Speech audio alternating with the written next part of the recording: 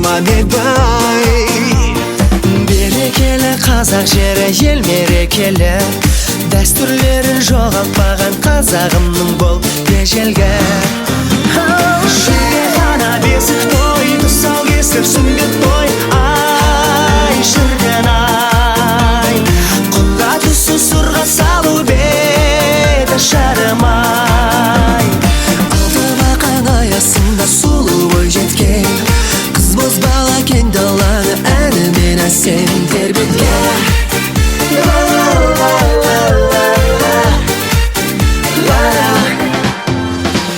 Ер жігітке жарасады озып шықса бәйгеден, қыз балаға жарасады алқа шашпау сәукеле. Жоғалмасын дәстүріміз, ұмытылмасын, ата баба көзіндей қып сақтайы қазақ дәстүрін. Шілдехана бесік той, тұсаукесер сүндет той. Ай шіркін ай, қолда түсі сырға салу беті шарымай. Алты бақан аясында сұлу бой жеткен, қыз бозбала кең даланы әнімен әсем тербеткен.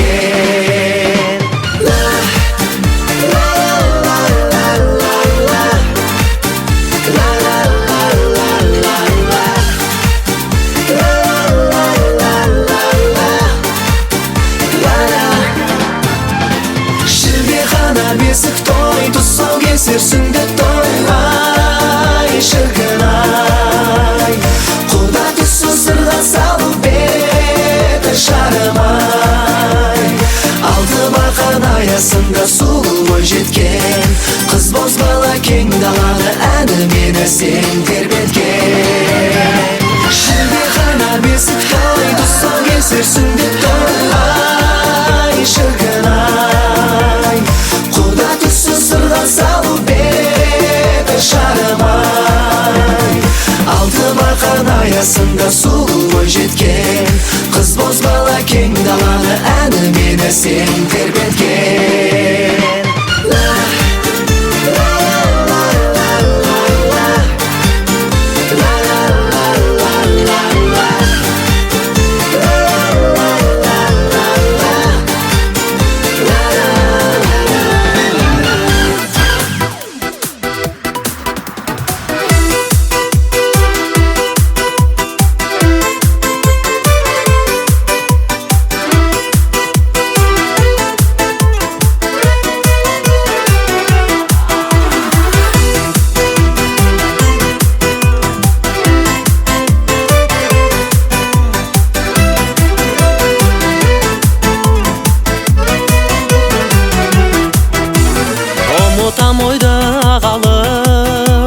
Онап қалғаның оланып, қарағым мөлдір көзіңмен, қарадың ұзақ қадалып.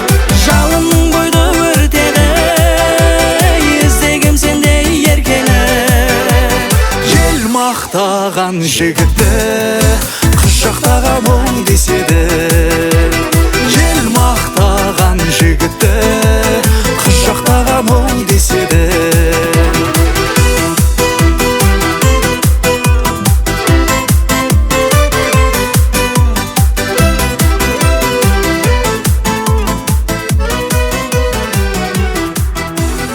Еліңе келді серағаң, сөзіңді қалға бер оған.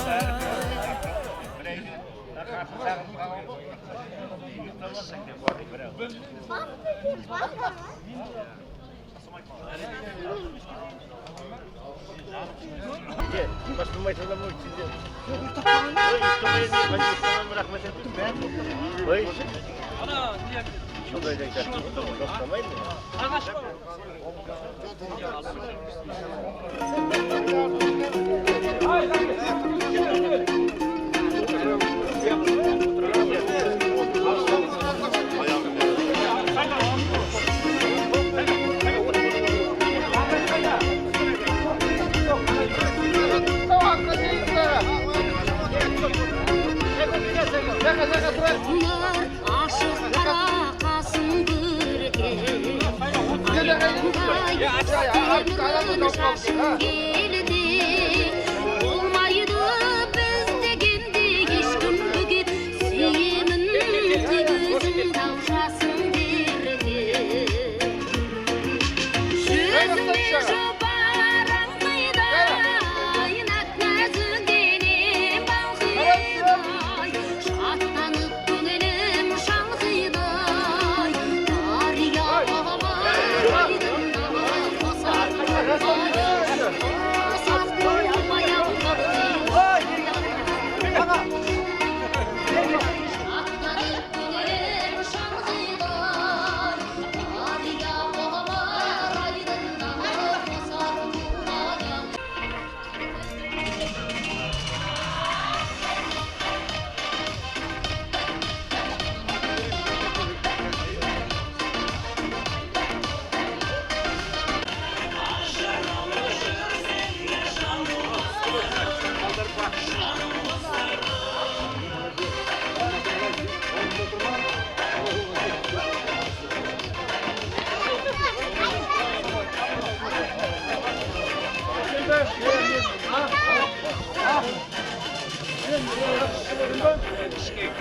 Mama gidiyor.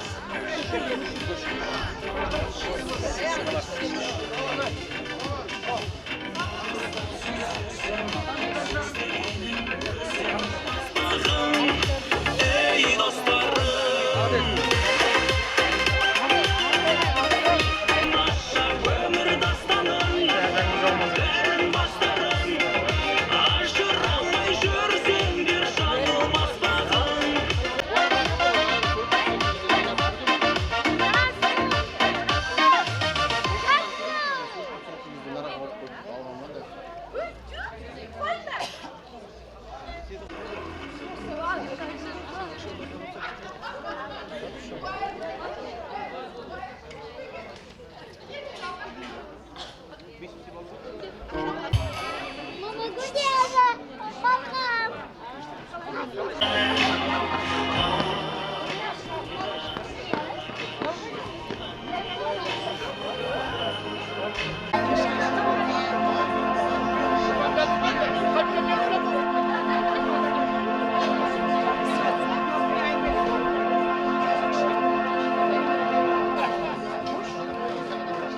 Сонымен бір керемет той болып жатыр. Осы тойдың сәнін де келтіретін, мәнін де келтіретін бірінші сіздердің үлкен көңілдеріңіз, екінші осы жігіттердің сіздерге деген көңілмен айтқан әндері. Сондықтан да той десе тойдың барлығын жандыратын осы жәдігер балаларыңыздың жолдастары музыкалармен келіп тұр. Рұқсат болса сол кісілерді ортаға жіберейік.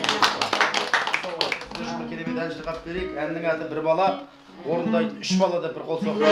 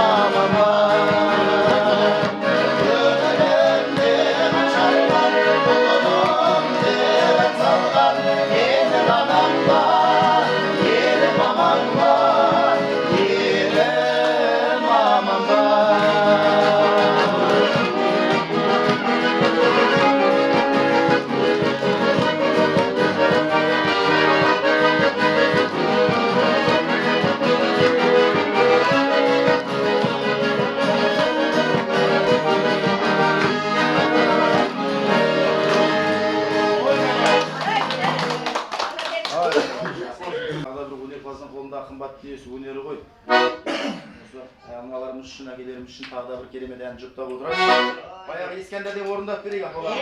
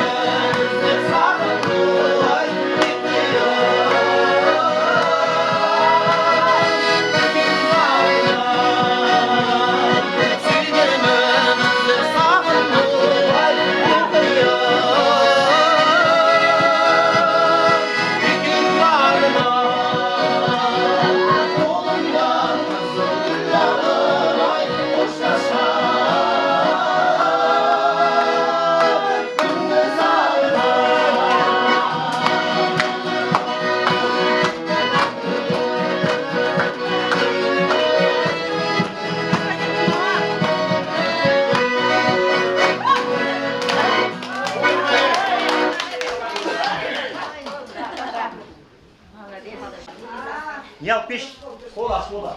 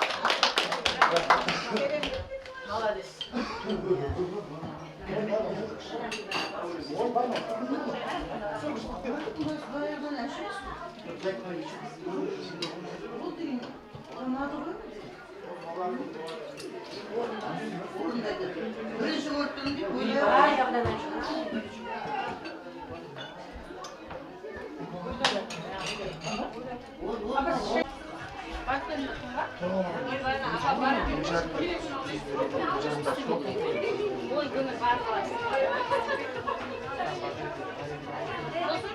Не алып қалды.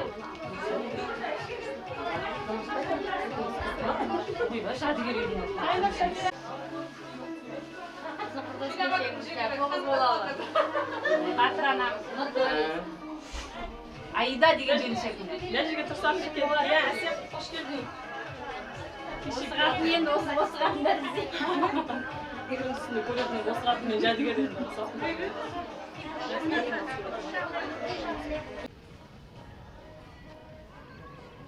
Kaçtan açıyor? Kaçtan açıyor? Gidip televizyona götürüyorsun. Aşağı bekliyor ay.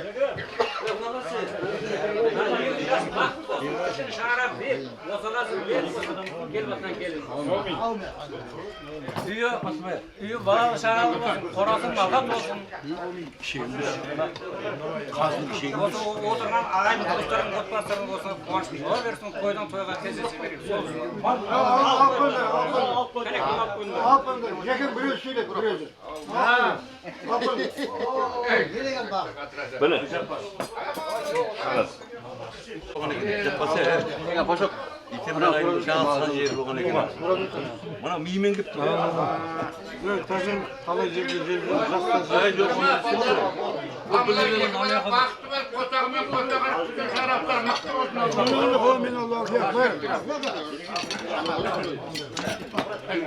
Bir katı ki. Memle karın.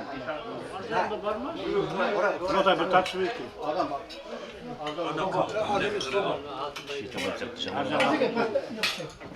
Tekenden basıp şak söküle olsun.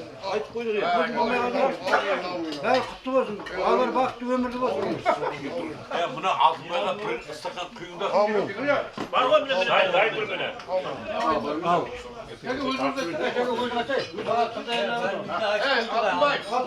Altınbay. Ya. Endi buna iki bala çağırıp çıkıp atırım, mıktı bolsun çağırıp. Koçağымен koçak atsın. Kөгөрүп көктөсүн. Мынау алтынбек көрөлмөгөн кызыкты сендер көрүңдер. Кубанычка кетиңдер. Көргөндөрүң той болсун, жегендөрүң той болсун. Бәрі осы той бәріңе де жұқты болсын. Ең той бізді биылғы 23 жылдың өзі біздің ауыл күнен той болып жатыр. Құдайға шүкір жаман емес. Құдайым лайым той бола берсін, сол үшін алып қойымда.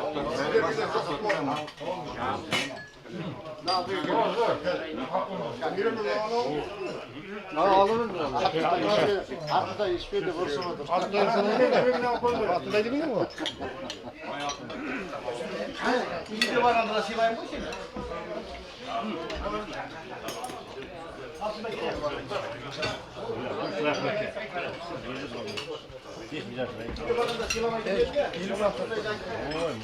Bir tabak kadar. Nereye koy? Nereye koy? Bugün böyle çet böyle bir şey. Sonra Şakir var. Ne yeri bir tabak. Türlü jüver görüyor şu an. Ne kadar? Ne yeri? Buruşma jüver. Ta bir tabak var.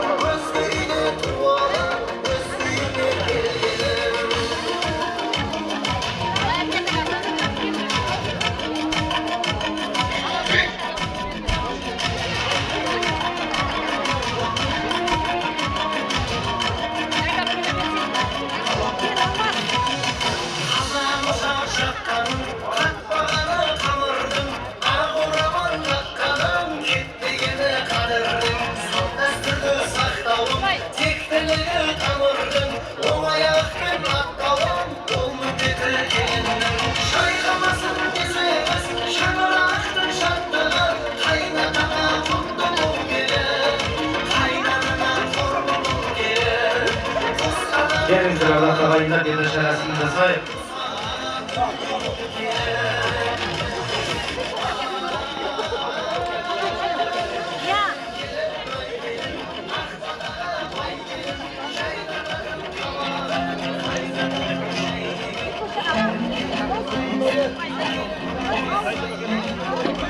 Bir işte biz, bir yeka.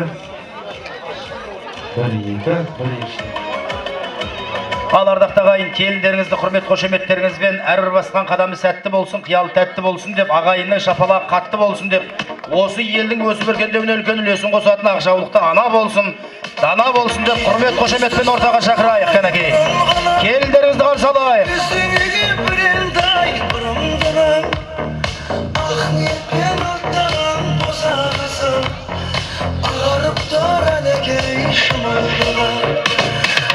Niyetpen atlanan bosağası ağarıp döreneke işim oldu. Ah boğulsa şaşılıp şaşılganda kızıl jaylı yüzümde şaşırganda. Қамшылайтын бала қайда? Қамшылайтын баланы шақырайық, арнайылап. Құрдасы ма?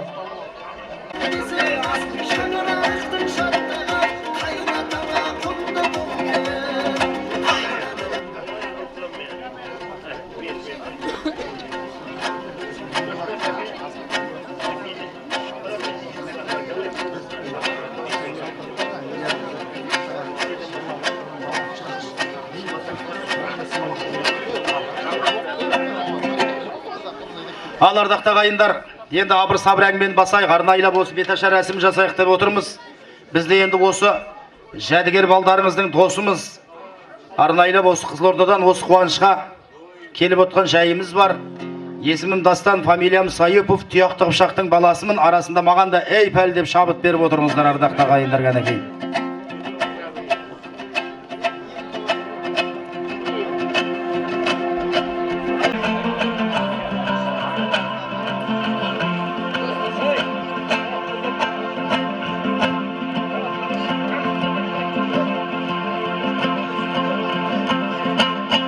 Bismillah esке tutup Allah'ını da şadlık bir nur şaşayın can жағыма. Қаз бойыңдан бірасын қолына алып, дастандай балаң келді алдарыңа.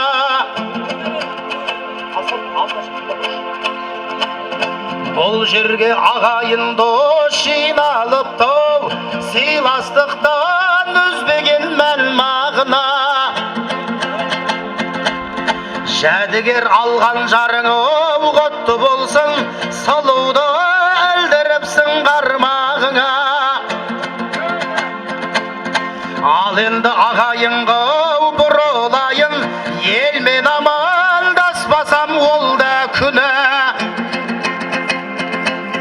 Ассалаумағалейкім шалдарыңа, уағалейкім әссәләм балдарыңа. Жырауым деп қошеметті боп қол соқсаңдар, Құдайым қуат берсін қолдарыңа.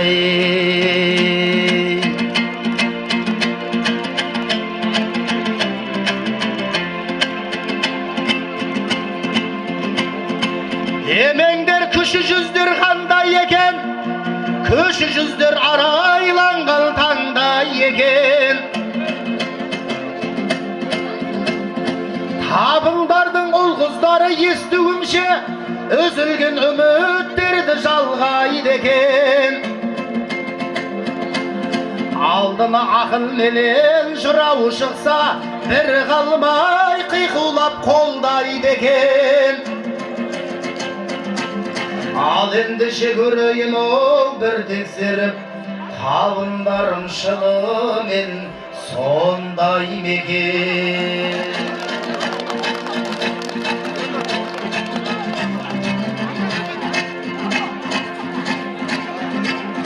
Ай шашайын елге жырдың жалындарын, шашалмасам дәлмелдей дарынғанын. Ағайын көрдім бүгін табындарда, ақ түйенің қарыны жарылғанын. Дәл бүгін әулетіңе келін әкеп той жасады. Жәдігерді елге мәлім арулдарың.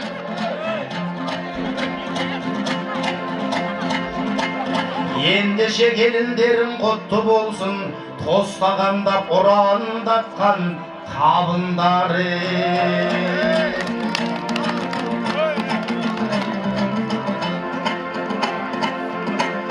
Бет ашарды бастайын тыңдаса халқым құлақ сап, келін алған алашын көтерді отау жаңадан.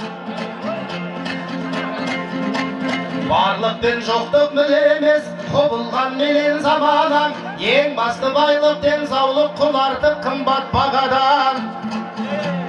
Ағайын туыс жиналды әр түрлі қызмет саладан, тілекте жұрттың түбі бір кәдеге асып жараған. Атадан алтау туғанмен басына жалғыз әр адам. Мысалға мынау ақ келін ел жұртын тастап келіп тұр, жыртылса жанын жамаған.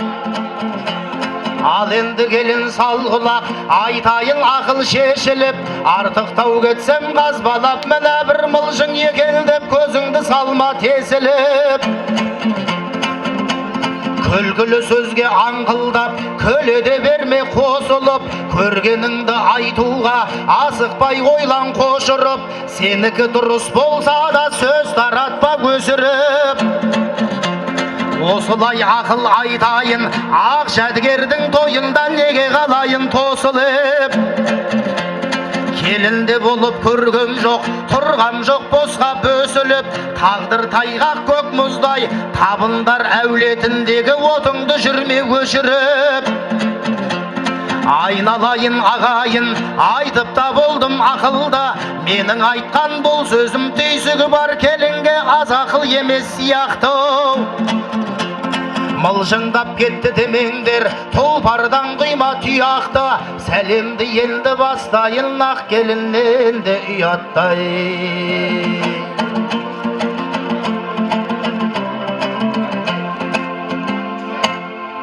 Ой, бәрекелді, рахмет. Енді мына қамыс ортаға қарай шығып тұрсаңыз, шамал алға қарай шығып тұра беріңіз. Рахмет. Алға шығып тұра беріңіз өзіңіз кішкене. Енді мына құрметті ағайындар, келінге аз айт, көп айт, бұл енді келіннің санасына берсін. Мына мен тыңдап жатырмын, өзім айтып жатырмын ба? Енді мына арнайлап түскен келін адалынан болсын. Қазақ айтады, балам арам болса арам болсын, келінім адал болсын дейді. Бүгінгі осы шаңыраққа келген келіндеріңізде, балдарыңызда келіндеріңізде адалынан болсын деп. Енді мына өлі разы болмай тіріде береке болмайды дейді. Осы әулеттен өткен барша ата баба рухына бір қос сәлем салып қойыңыздар қанекей.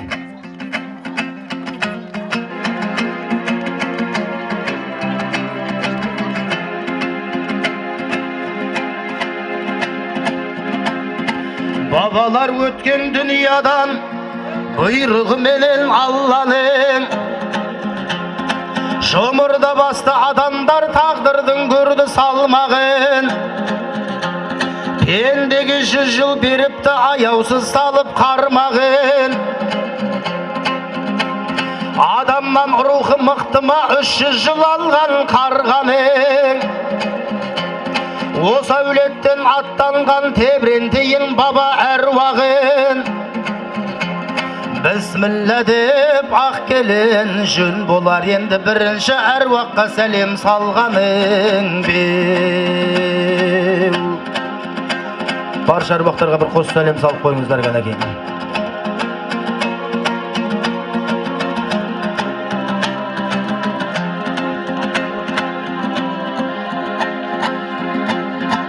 Ауыздыға айтар сөз табылады, айтқан сөз болған дұрыс мағыналы.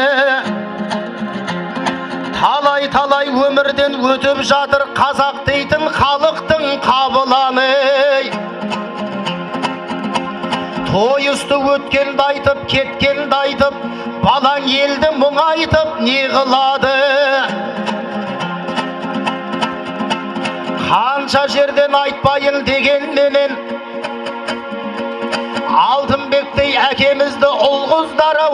сағынады. Өмірдің кім сенбейді жалғанына, тағдырдың кім көнбейді ау салғанына. Өмірден алтынбектей әкем өтті, айналып ағайынның ардағына. Жәдігері екеу боп жатқан кезде бір аунап түскен шығар әруағы дау деп өзіңіздің туған атаңыз Алтынбек әкемізге арнайылап бір қос сәлем салып қойыңыз кәнеки.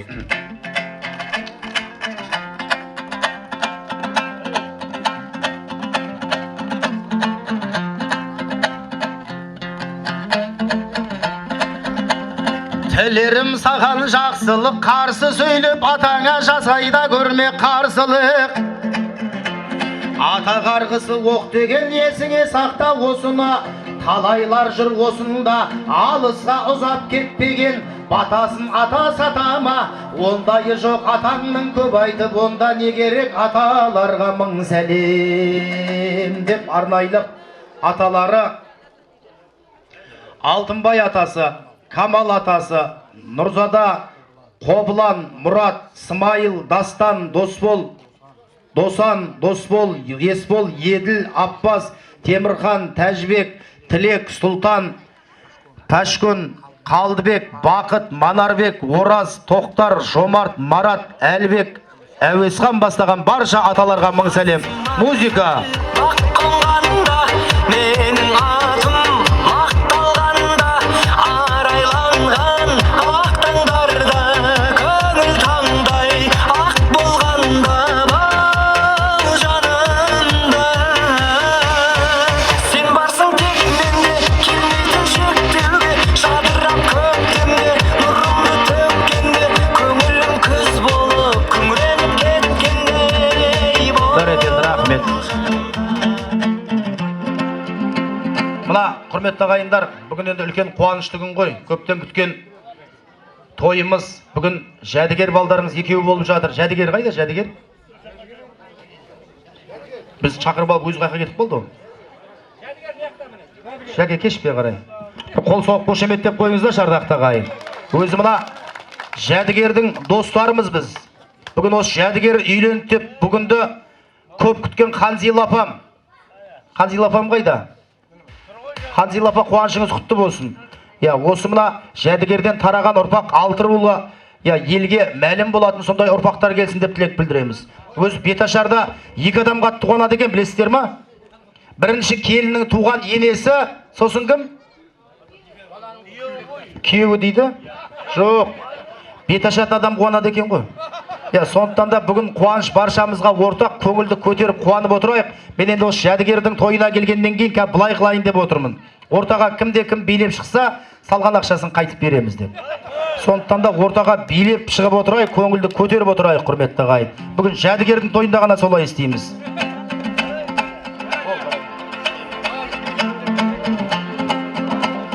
Ене деген ардақта күн өткізбейтін шекеңнен, аталарыңдай аяулыларыңа жар болғанда жоқ бекерден. Үнінен жібек сетіліп, мейірімі болған шекерден, жалғыз сенің өзенең емес қаншамасы жабылып, сенің адал жарыңды 9 ай 10 күн көтерген.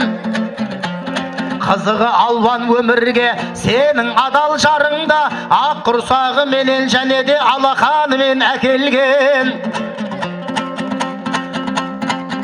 Ақ келіннен құрметпен енелерге мың сәлем деп арнайлап енелері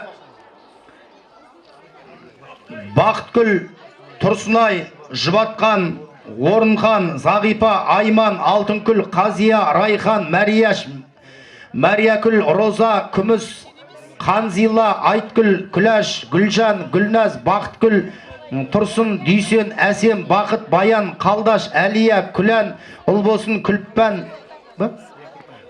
Гүлнар, Рая, Беріккүл, Дүйсенкүл, Роза, Нұржамал бастаған барша енелер және де Қанзила анамыздың достары, құрбылары енелер ғанеке. Келіңіздер, енелер! Жүзіңнен айналайын, кезілген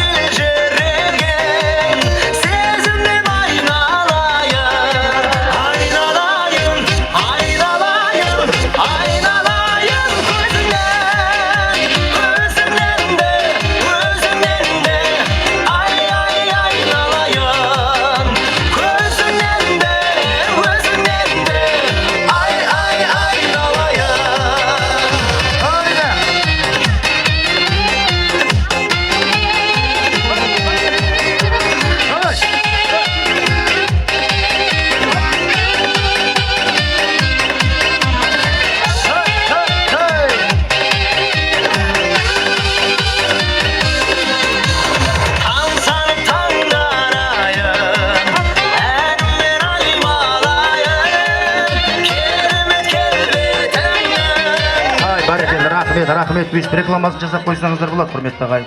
Ана, ақ киіп алған апа. Апа келіңіз. Мына арнайылап ортаға билеп шыққан ең бидің ішіндегі ұнаған би осы апамның биі ұнады.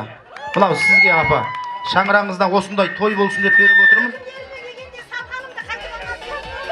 Жоқ, шаңырағыңызда той болсын деп. Сосын екінші би, осы апамды байқадым ау деймін апа, иә? Мынау ұят емес апа. Мен сіздерден алғыс алсам деп отырмын, ардақты ағайындар. Бүгінгі той баршамызға абырой ортақ, сондықтан да мынаны бірдеңе алсын деп беріп жатқам жоқ, апа. Естіп отырсыз ба мені? Шаңырақта той болсын, мың той болсын, немереңіздің, шөбереңіздің рахатын көріңіз деп беріп отырмын. Мынау сізге. Рахмет. Аға. Сіз ба билеген?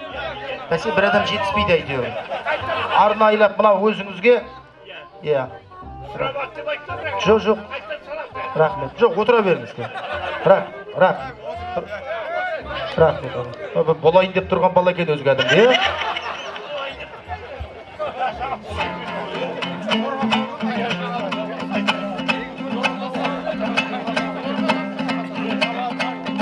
Арнайылап сола осы қуанышқа атаздырып, таға тоздырып, Ақтөбеден келіп жатқан Есет, Алтын, Клара, бүгінгі Ханзила анамыздың группаластары, ата енелеріне арнайылап бір қос сәлем салып қойсаңыз кәнекей. Ақтөбеден келіп жатқан Есет, Алтын, Клара, ата енелеріне мың сәлем.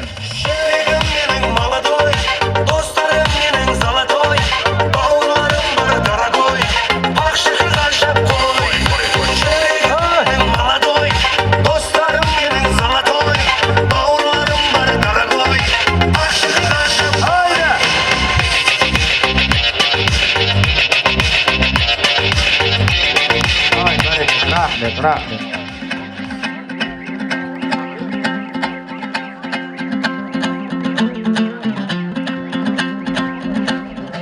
Жиендер ел болған нағашылар, жиеніме деп біліп бала сырар, ақ келіннен құрметпен сәлем болса, той төрінде шалқып шықсын нағашылар деп арнайлап барша нағашылар қауымы жиеніміздің бір бас екеу болды деп қуанып жатқан нағашылары, Құдай біздің есемізге берген екен нағашыларда. Төрт нағашылары Тұрсынгүл, Қалдыгүл, Жетпіс, Құралай, Наташа, Асқар ғой, е? Асқар, Гүлмира, Зағипа, Қазына, Ләззат, Бауыржан, Алма, Мейрамбек, Бота, Марат, Толқын, Рамазан, Гүлнар, Роза, Нұрислам, Мираш, Сәуле, Алмас, Жанат, Жалғас, Гүлшат бастаған барша нағашылар қауымына мың сәлем болсын кәнекей. Нағашылар!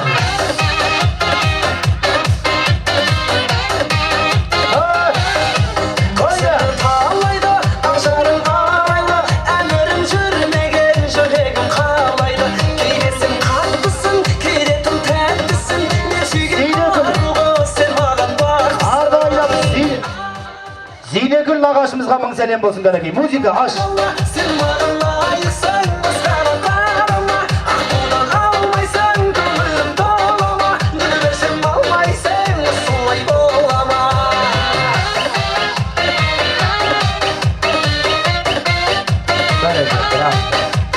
Енді мына құрметті ағайындар, тағы да бір хабарландыру айтам деп үміт кеттім. Қазір мына той болғаннан кейін абыр сабыр болады. Біреудің аты жазылмай қалады. Сосын сол ат жазылмай қалғанға кәдімгідей бір өкпелейтін адамдар да болады. Кетіп бара жатқан кезде менің атым аталмады деп. Сондықтан да бұл тойда өкпе реніш деген болмасын. Аттарыңыз аталмай қалса, ортаға шығып кеп салып кете беріңіздер. Сосын шыққасын маған айтыңыздар, менің атым аталған жоқ, сонда да салдым десеңіздер, шыққасын қайтып берем. Ондай да мүмкіндік бар, құрметті ағайын.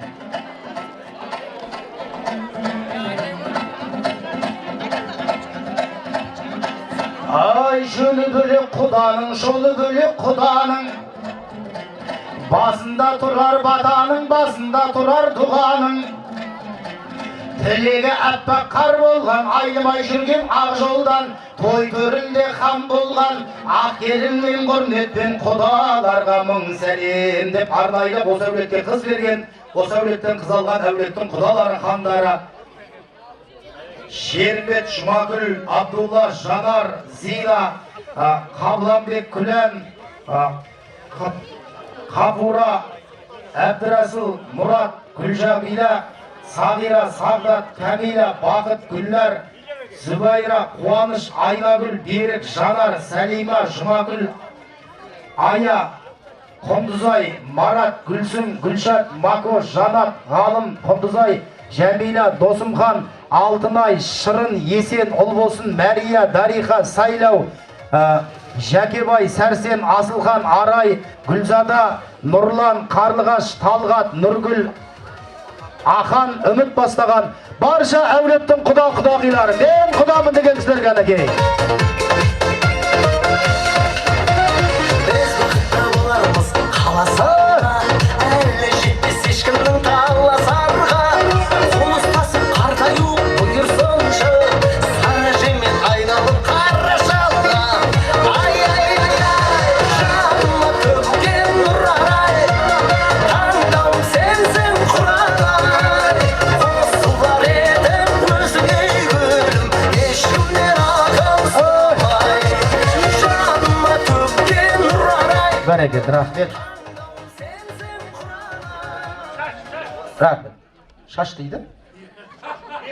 Берейін деп отыр қой, көке тұра түсіңіз, шама шыдасаңыз. Ла, ортаға шыққан апама берейін деп отыр. Апамнан сізге. Шаңыраңызда той болсын апа. Апамның ана жерге барып келгенінің өзі бей. Я сондықтан да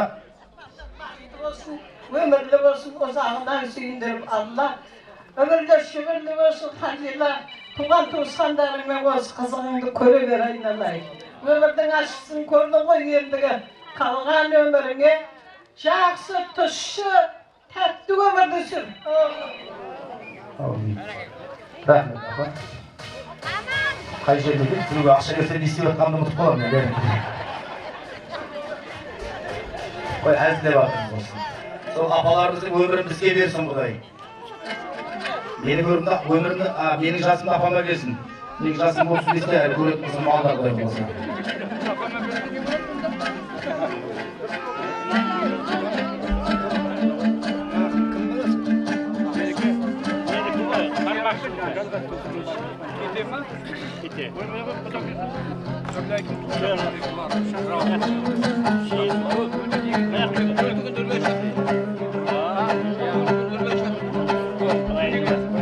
Қайнағалар бағалы, сәлемдей болар салара, ақ келін саған айтарым.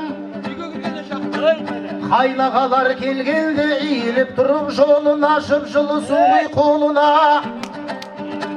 Ей, сүлгің болса іліп қой, оңы менен солына.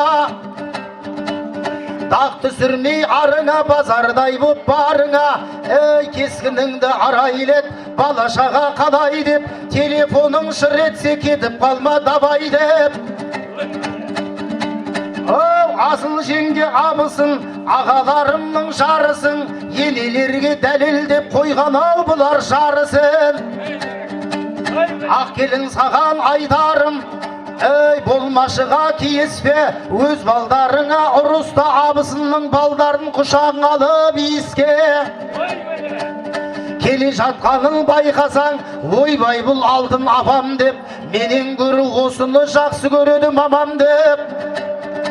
Ей, абысындарға жақ келін, кеуілдерін тап келін, ақ келіннен құрметтен, қайнақ абысынға мың сәлем айдайым деп, арнайлап барша қайнағалары, абысындары, қайнағалар болмаса абысындар келіп салып кете беруге болады деп жазып қойыпты. Ғалым, Кенжетай, Замадин, Талғат, Нартай, Қуатбек, Қазбек, Рүстем Су дейді. Сондай ма? Рүстем Су, Бағдат, Сайлау, Толик, Қала, Батырбек, Нұрлыбек, Бекоша, Берікбол, Самат, Нұрлан, Абдулла, Серік, Мұратбек, Қожабек, Бауыржан, Нәмәрт, Самат, Упи Самат дейді, неше түрлі Самат.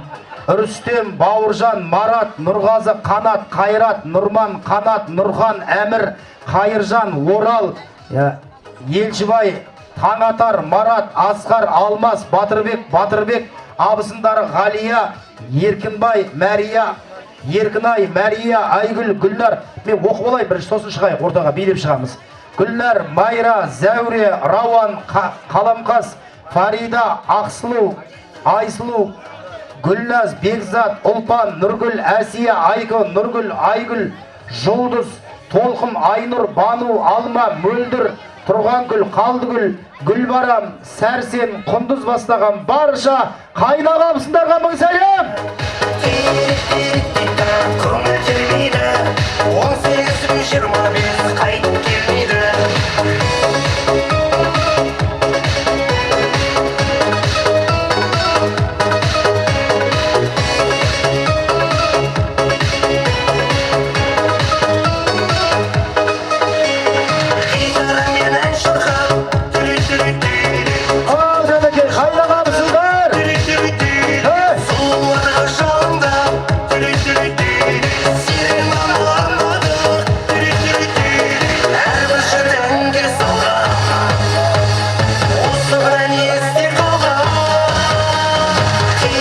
Рахмет. Ана, абысын, кім? Аты кім?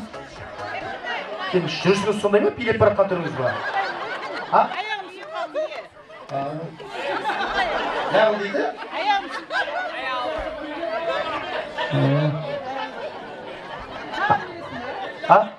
Сізге берейін деп, Мұрадарға түсіп қалдыңыз ба? Билейсіз ба? Кім бар? Қайықта қайынса? Кім аты? Бекоша. Ойбай тұра тұршы. Неғыл дейді? Оған 1000 теңге бересің. Мынау коммерсант қой кәдімгі. Ба, Бекоша. 2000 теңге берейін, өзім ағам екен ғой. Ал, енді билеңіздер ал. Сүйгімдатты жазып қанады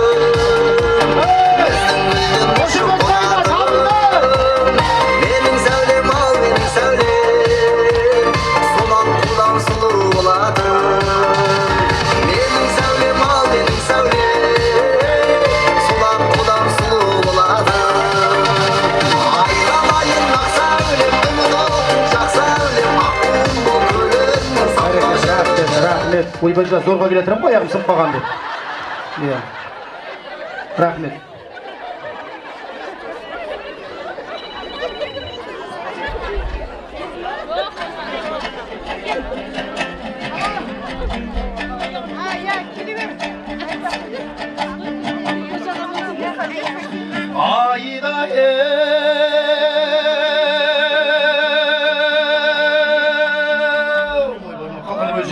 Айтам жоқ қойды жер.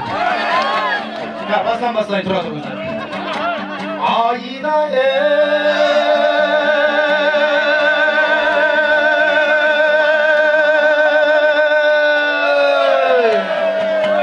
қайнапалар жасасын, қуанасын тазасын, жәдігер екеу болды деп мауқыңды бүгін басасын. Ақ келін саған айтарым, қайнапалар келгенде зыр жүгіріп көрпең сал, қарама алған бергенге. 5 күн болат көп болса, сосын кетет аттанып, сен қаларсың артында қызметіңнен бақтауып. Олар қайтат үйіне, қайтайын десем жібермей,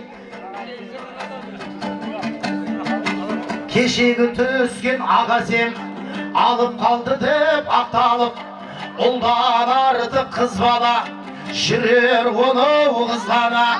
Ақ келіннен құрметпен ол қайнапа жездеңе мың сәлем. Айдайым, айдайым, айдайым, айдайым деп барша қайнапалар жезделері.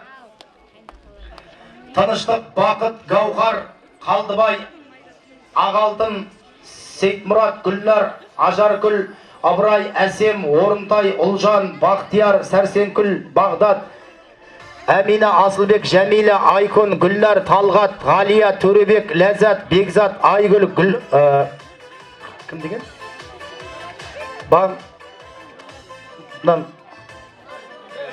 қуанып отқан біреу жазғанда екен. Мына бала маған келіп екен десем оқуға. Мына атын Балшекер ма, дұрыс па? Балшекер, Серік, Гүлмира, Жұматай, Атымтай, Мира бастаған барша қайнапалар, жезделер ортаға билеп шығайық. Қайнапалардың биі қайда?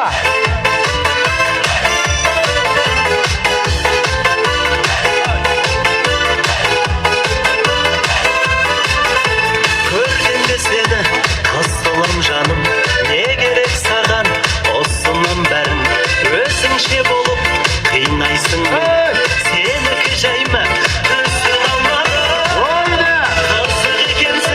Қызық екенсің, мен қызығып жүрсің, бозық екенсің. Қызық болсаң да, сұлулардың жанын жүзін өтерсің. Рахмет. Рахмет. Арнайылап екі апамызға. Апа, бұлан тағы өзіңізге берейін деп отырмын. Сосын, ау. Мына, менің өзі қанағат қарым тойғызады деген рахмет жаным. Ырыстың есен көп болсын, денсаулығың мол болсын, бұл жұмысың. Алла сәтін беріп алды. Болашақта жоғары қарай өрлей берің. Әумин. Сосын, апа, сіз келіңізші. Иә. Мына өте жақсы қуанып келіп жатқан апамызға мына шаңырағыңызда той болсын деп сіздерге беріп отырмын. Иә. Рахмет. Бағана айтқан қайнапалар кеш болса той жақсы өтеді деп десең ба? Иә, өзі мына құрметті ағайын қайнапаларға, апаларға беріп жатқан себебім, бұл кісілер осы шаңырақтың тілеуін тілейтін жандар. Өзі қыз баласы үшін қазақ жарлы болса жанымызды аямайтын, қыздың жолында бар болса малымызды аямайтын, сондай тілеулес жандар. Сондықтан да қыздың жолы қашанда бөлек, ұлы халық деп арнайлап осы қос апамызға барша қыздардың атынан деп беріп жатырмыз ғана келді. Келіп жатқан дүйімшін артық әңгіме тыйылсын, тойымыздың төрле бөле жиендер жиылсын деп арнайлап барша бөлелер қауымы. Аңсалы, несібелі, сәрсен бөлелеріміз, Пернеш, Серік, Гүлсім, Алмат, Зәуре, Толық, Ақтолқын, Алмас, Серікбол, Сәуле, Дастан, Мика, Алмат, Гулия, Әлбек, Зәуре, Сәбит, Абзал, Айгерім, Марат, Жанар, Талғат, Бота, Гүлзада бастаған бөлелер және де жиендері Алмас, Шырын, Алмат, Ұлтай, Сұлтанғазы, Алма, Мештбек, Жанат, Құндызбек, Гүлзат, Қуанышкүл, Ләзат, Жұмаділ, Жәнібек, Нұрділдә, Гүлмира, Бақытжан, Жанар, Гүлмира, Аманжол, Анар, Талғат, Айзада, Досик, Балжан, Ержан, Әсем, Бақытжан, Айжан, Ғалымжан, Гүлжан, Нұрлан, Шаттық, Ернар, Ғани, Дархан, Арай, мынадан кейін беташарда аяқтасаң болады екен ғой. Орынбасар, Ғани, Слушаш, Досымжан, Жеңісбек, Исламбек, Аяна, Бибінұр, Мәнсүр, Сая, Айсана, Айзере, ойбай, Жаннұр, Айсана, Аяру, Нұрғиса, Азамат, Сая, Бексұлтан бастаған барша бөле жиендер. Ал музыка.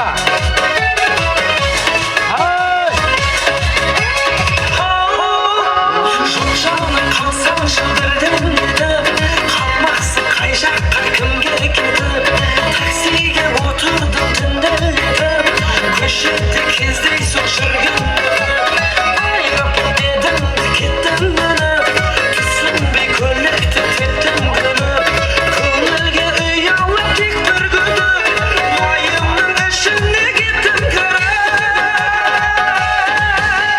Сенедің тәтті бейне, кетесің қатты кейде, сонда да сүйетінім қалады бақты күйде. Салысың күйге толы, көрсімді бейнетіңді, қолдағы жыртып. Рахмет. Қамзолдағы апа. Ана. Кім? Аты кім? Не алдайсың бұл? Тұрып, өзінің ақшасын беріп отқан адам болса, бұл кемді бер деп біз. Ана Қамзолдағы апа, атыңыз кім? Келіңіз. Рахмет. Қос музыканы. Арнайылап мына ортаға билеп шыққан, ойбай тұра тұрсаңшы бұл. Ортаға билеп шыққаның үшін сізге берейін деп отырмын. Ертең құдалық болады. ертең құдалық нешеде? 11. 12-11 точно. 11 ертең құдалықта боласыздар ма? Жұмыста? Үйден біреу келмей ма? Онда біреуге тапсырып кетесіз. Ертең құдалық болады. Сол кезде мен баянмен өлең айтам. Бағана ақша берген кісілер бар ғой. Мен соны маған 2000 теңге қосып үстіне қайтып қайтарасыздар сол кезде. Мына сізге апа.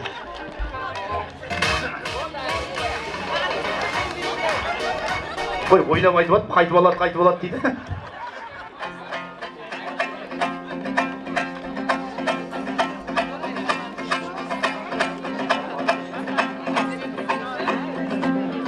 Баяғыда бір әкем бопты, айтқан сөзі шетінен шекері бопты. Бір күні жұмыс жасап жатқан кезде баласына көршіден балта сұрап әкел депті.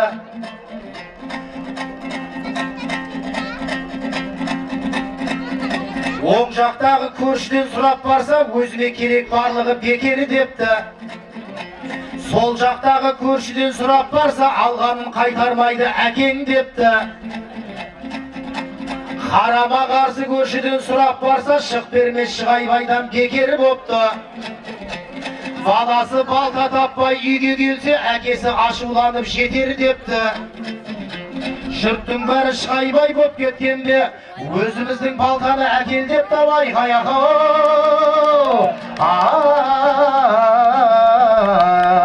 Деп олай емес, құрметті ағайындар.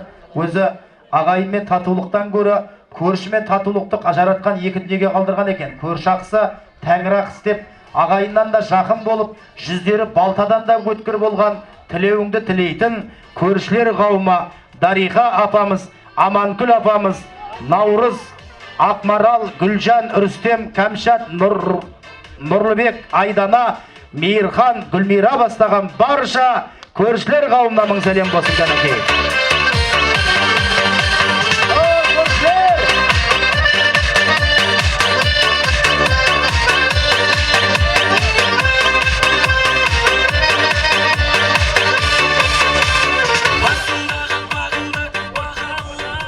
Рахмет, келіңіз.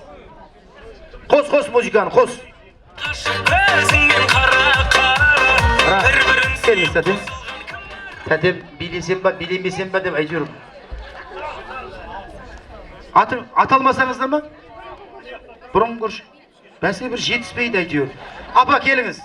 Апам аты кім? Алтын апа. Алтын апа, келіңіз. Қол соғып қошеметтеп қойыңыздар ардақты ағайын. Өзі мына жақсы адам тойға келсе, тойдың шырайын келтірейін, берекесін келтірейін деп келеді. Жаман адам тойға келсе, осы тойдың берекесін қашырайын деп келеді. Сондықтан да бұл көпшіліктің ішінде расымен де біреудің аталады. Өткенде бір тойда келіннің туған емес жазылмай қапты. Сондықтан да апам айтып жатыр, менің атым аталмады, бірақ менің қуанышым деген ниетпен осы жерге келіп салып жатыр. Апа, сондықтан да мынаны сізге берейін деп отырмын. Бұны маған қайтармайсыз. Ертең шаңырағыңызда той болса, просто мені шақырсаңыз болды сізге. Сосын, Гүлмира тәте, келіңіз. Бұл кісі билейін ба, билемейін ба деп өз-өзіне толық сенбей келді. Билей алмайсыз ба? Бағыз, мынау сізге, мынау шаңырағыңыз той болсын.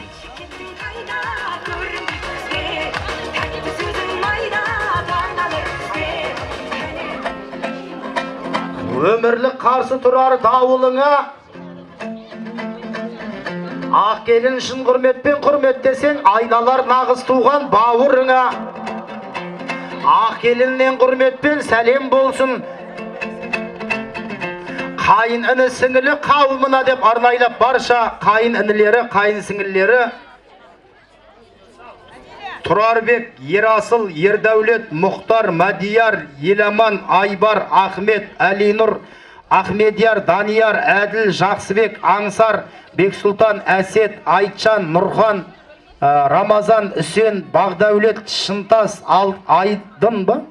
Айбын, Абзал, Әлихан, Әбіл Мәнсүр, Муслим, Мұхит, Сәрсенбек, Досжан, Бозжан бастаған барша қайын інілері, қайын сіңілілері, Айнұр, Нәзерке, Айшат, Әйгерім, Аружан, Мөлдір, Айзере, Мерейім, Айда, Жансылу, Айқаракөз, Мәриям, Кәусар, Жансая, Әделия, Айман, Асылжан бастаған барша қайын әнесіңілі қауымларын айлап қос сәлем болсын кәнекей.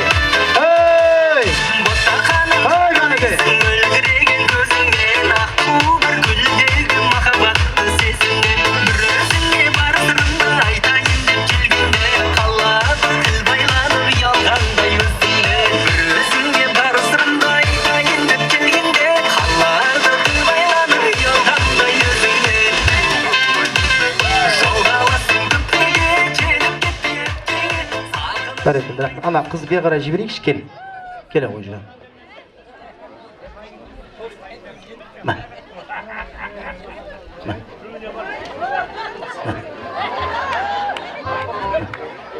Бол ма? Барса енді босама тұра бермей, ма? Ма?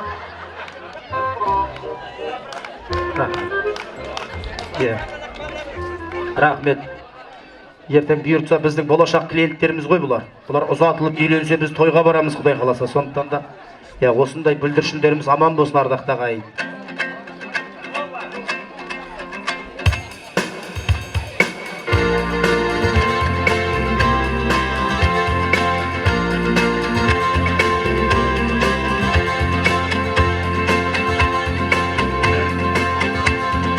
Қызыл тілім сайрасын, жырау балаң жайнасын, ал құрметті ағайын дүбірлеген тойдасың. Тойлай тұғын мұндайда табындарым қайдасың. Ех жаным күл ойна, бүгінгідей түн қайда, дәл осылай бет ашсам көңіліңе ұнайма. Қиқуландар мұндайда, қол соғыңдар мұндайда.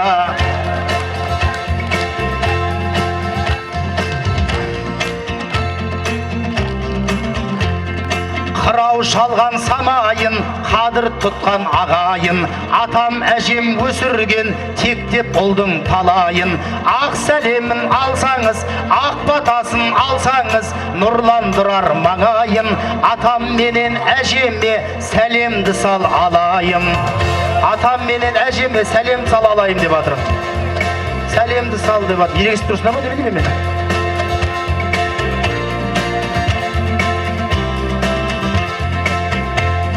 Осы әулеттің ағасы нағашыға бір сәлем, қайын апа сіңілі нағашыға бір сәлем. Бәрін айтта бірін айт, жәдігердей жарыңның достарына бір сәлем.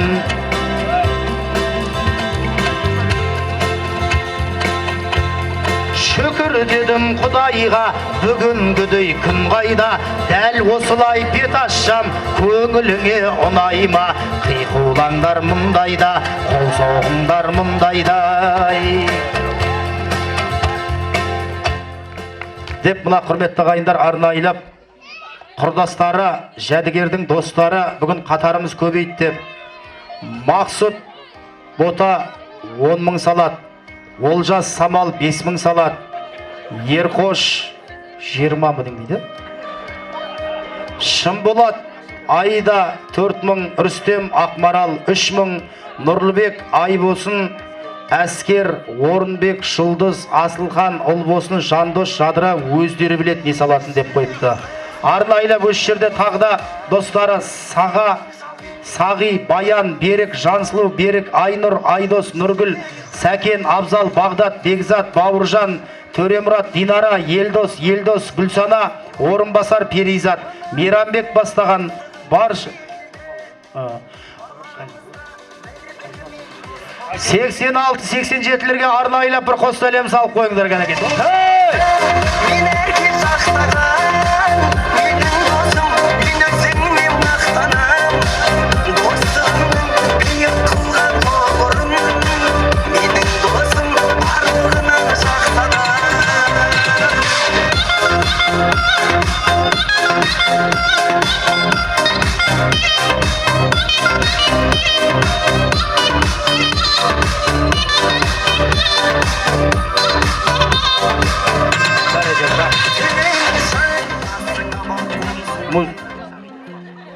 Ла, көкемде досы ма?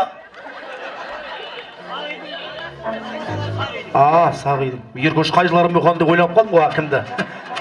Жәдігерді.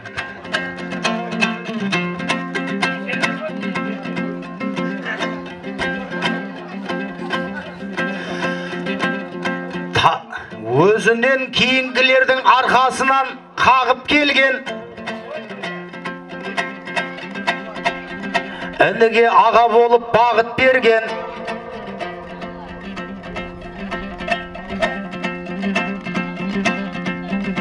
бұл жерде ерқоштай дәрігердей досымыз бар, талайлардың ауруын жазып берген.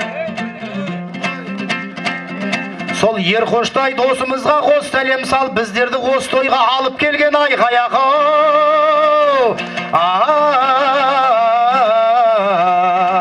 Ай деп арнайлап ерге мен айтты бірінші, айтты просто қоймады маған. Және де арнайлап осы жерде Шынболат, мың жылқысы бар дейді. Шынболат досыңа арнайлап достарымызға бір қос сәлем салып қой. Қос музыканы.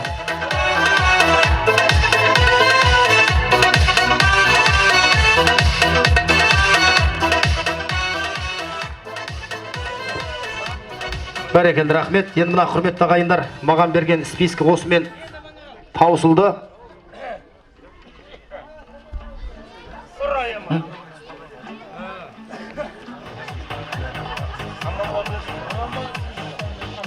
Мынаны қараңыздар, ал қызық болайын деп тұр. Арнайлап осы жерде енелері Күлән апамыз, Айсұлу апамыз, Әлия апамыз, аналары енелеріне арнайлап бір қос сәлем салып қойған әке.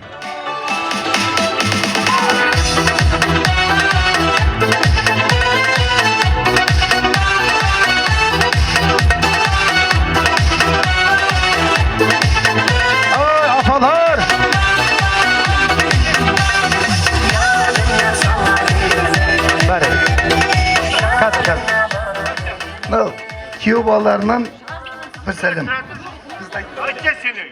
Енесі Күлпан, күйеу балаларынан кім бастаған? Нұрғали. Нұрғали бастаған күйеу балаларға бір қос сәлем болсын. Рахмет, рахмет көке. Рахмет. Енді мына болды ма, ешкім қалып қойған жоқ па көке? Мынау маған ба? Рахмет. Давай сылыздайын, оды маған ғой. Рахмет. Енді мына құрметті ағайындар, арнайлап кімашша бетін келінің сол ыстық болып көрінер дейді. Арнайлап осы көп шайнаған қазының дәмі кетеді дейді. Көп созбайық деп отырмыз. Осы шаңыраққа келген келіндеріңіз жақсы ер елдің туы, жақсы ел ердің туы дейді. Алла жазса, жәдігердей балдарыңыздың байрағының желбіреуіне өмірлік серігі болсын деген ниетпен, арнайлап осы келіндеріңіздің бетін ашу рәсімін жасайық деп отырмыз. Келіңіз. Ханзила апа, келінің бетін кім ашады? Үлкен ақжаулықтан әжелерімізден ортаға келіңіздер. Әжелерден.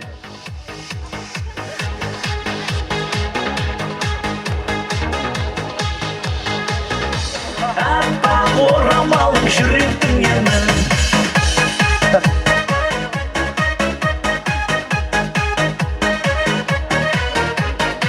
Ол соқ қошеметтеп қойыңыздар ардақты ағайын. Келіндеріңіздің бетін ашып жатырмыз.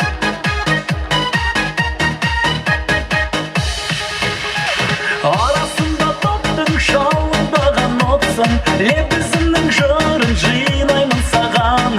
Арасында топтың қызы тұрған шоқпын, махаббаттың гүлін сыйладың маған. Аппақ орамалым басында сенің, аппақ орамалым тұмарым менің. Аппақ орамалым табады сәулем, аппақ орамалым жүректің емін. Бәрекелді, рахмет. Маңдайынан сүйіңіздер ғана ақ жауып қаналарымыз.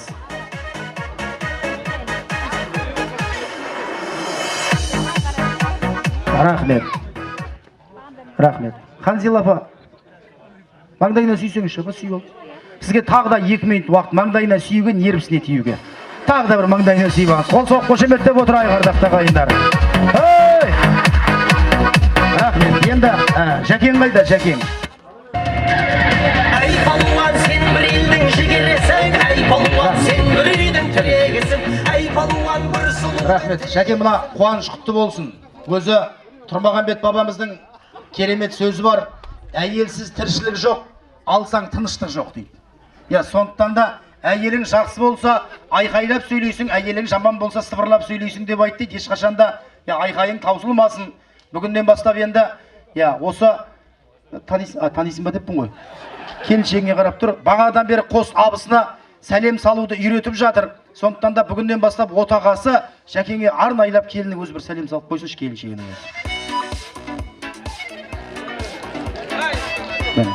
Не қыл дейді Жәке бұндайды? Бақытты болсын. Бақытты болсын деп бір қайнағасы ұсақ тұр ғой. Бақытты болайық деп айтса Жәке. Келіншегінің қасына тұра ғой Жәке. Енді мына құрметті ағайындар арнайлап осы жерде баталы елге де құт, баталы ерге де құт дейді. Осы балдардың әзиз басы аяулы болсын, бақыттары баянды болсын деп әкелерімізден бір бата сұрасақ деп отырмыз. Батаны кім береді? Көке келіңіз ортаға. Балдарыңызға бата беріңіз.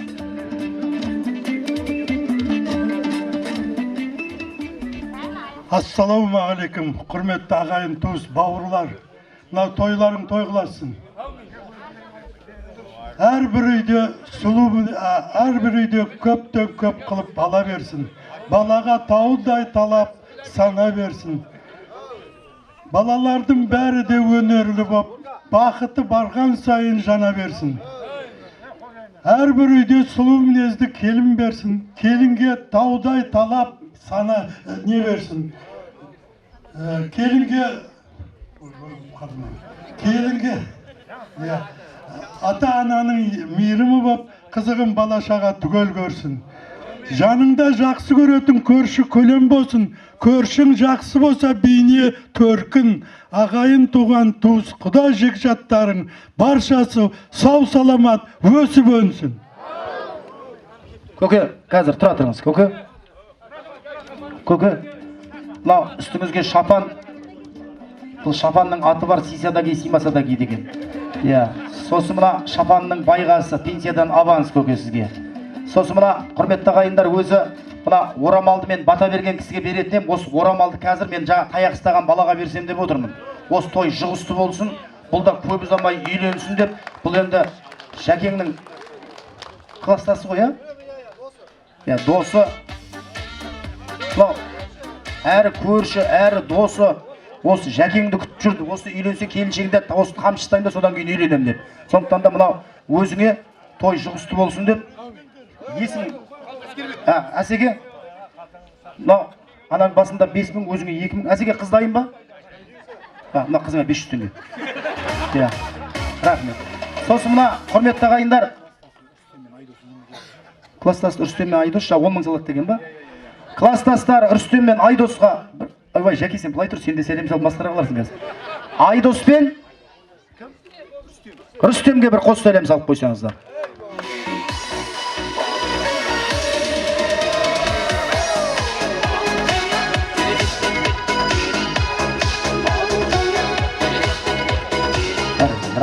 Бағадан бері осы екеуін күттік қой дейді. Енді мына құрметті ағайындар, ауыл ақсақалдарынан үлкенігім. Бұлау сіздерге майдалап бер. Майдасын бер, бәрі осы қарап отыр. Картой нені отқан жоқсыздар ма еді? 3000. Бағыз, сай тұрсыншы. 500 теңгеден де берейін ба?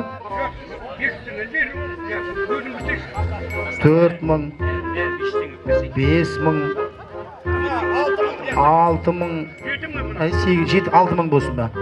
Мына 7000, 8000, 9000, 10000. Bak көке, 11000. Алыңыз. Өзіңізге. Мына жерден былай қылайын, бәрімізде анадан шыққанымызға тұра тұрайық. Анадан шыққанымызға тұратыңдар. Былай болсын, мына жерден қаншама жерден кеп отыр. Біздің енді әрі апамыз, әрі неміз. Мына апама қырым қылайын деп отыр, дұрыс па? Міне, осы әжімнің үлкені, дұрыс па? Рахмет, енді мына құрметті ағайындар, бата берілді ғожа. Енді былай қылайық деп отырмыз. Мына Беташардан түскен ақшаны сіздер ойламаңыздар, мына бала өзі алып кетейін деп жатыр екен деп. Бұл ақшаны мен арнайлап Қызылордада 6 баласы бар келіншек бар, құрметті ағайын. Көп балалы ана сол келіншекке апарып тапсырайын деп отырмын. Өзім келіншегім ғой. Иә. Иә, сондықтан да арнайлап енді осы жерде мен абысындарды ұмытып кеттім ғой. Қос абысының қос қолтығына сүйеген қос абысынға мына той жұғысты болсын деп, сіздердің де балдарыңыз үйленсін деп мына сіздерге. Рахмет. Ал, келіншек шаңыраққа кіргізе берсек рұқсат па? Олай болса келіндеріңіз шаңыраққа алып кірейік. Қалған ағайындар ортаға жақсылап би алаңына шығайық кәнекей. Ал, музыка қос кәнекей. Ал, кеттік.